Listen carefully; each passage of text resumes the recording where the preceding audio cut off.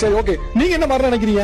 வந்து எதுவுமே வேலை எதுவுமே செய்ய மாட்டேன் சார். வீட்டுல சுத்திட்டு செலவு பண்ணிட்டு தான் அலைவேன். பைசா வேலைக்கு போவேன், செலவு பண்ணுவேன். இப்போ வேலைக்கு போறது அவங்க தான் முடிவு பண்ணணும், வீட்டுல இருக்கிறது அவங்க தான் முடிவு பண்ணணும். வேலைக்கு போனா பைசா கரெக்டா அவங்க கையில வந்து கொடுக்கணும். அடுத்து வீட்டுல எல்லா வேலையுமே நான் தான் பாக்குறேன். அவங்க எந்த வேலையுமே பார்க்க மாட்டாங்க, ரீல்ஸ் பாத்துக்கிட்டே இருப்பாங்க, வேற எதுவுமே செய்ய மாட்டாங்க. வீட்டு வேலை எதுவுமே வீட்டு வேலை எதுவுமே பண்ண மாட்டாங்க. பாப்பா அப்படியே யூதின் போயிட்டே இருப்பாங்க, நான் பின்னாடி தொடச்சிக்கிட்டே போக வேண்டியதான். அவங்க எதுவுமே செய்ய மாட்டாங்க.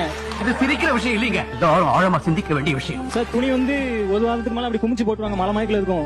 அவங்க ஒரு டைம் போட்ட ட்ரெஸ் அடுத்தாப்புல போட மாட்டாங்க. நான் போட்ட ட்ரெஸ் 3 நாள் வரைக்கும் போட்டிருப்பேன். அவங்க 5 நிமிஷம் இப்ப போடுவாங்க, அந்த வீடியோ நடிப்பாங்க, சட்டையை கழட்டி போடுவாங்க, அதை நான் போய் சோப் பண்ணணும். நீங்க பேச்சுக்கா சொல்றீங்களா உண்மையிலே? சத்தியமா எதுவுமே பண்ண மாட்டாங்க. அவங்ககிட்ட கேளுங்க சார். நான் அப்பதான் சார் லைன்ல கை வச்சுட்டு இருப்பேன். மெயின் லைன்ல மேடம் போன் அடிச்சுவாங்க, மதியம் போன் அடிப்பாங்க.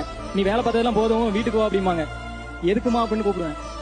உன் குழந்தை அழுதுகிட்டே இருக்கு, வீட்டுல அவளை பார்த்து நாளா பார்க்க மாட்டேன், நான் செல்லு தான் பார்ப்பேன் அப்படிம்பாங்க. அப்படி எப்படி சொல்லுவாங்க ஒரு அம்மா? கேளுங்க சார். அடுத்து ஒரு 6 மணிக்கு மேல போன் அடிச்சிட்டாங்கன்னா செத்துலாம் போல தோணும் சார். ஏன் எதுக்கு இப்படி தோணும்? போன் அடிச்ச உடனே ஒன்னால நான் குளிக்கல, செத்துலாம் போல இருக்கு, எப்பவும் வீட்டுக்கு வருவேன், உன் பிள்ளை நோய் நோய் அழுதுகிட்டே இருக்கு, தூக்கிட்டு போவோம் பிள்ளை அப்படிமாங்க சார். பார்க்கறதுல பிள்ளைக்கெல்லாம் அங்கங்க தடுப்பா இருக்கு சார். பார்க்கவே மாட்டாங்க. நைட்டு நான் தான் சார் பால் கொடுக்கணும் குழந்தைக்கு, பால் அடிச்சு.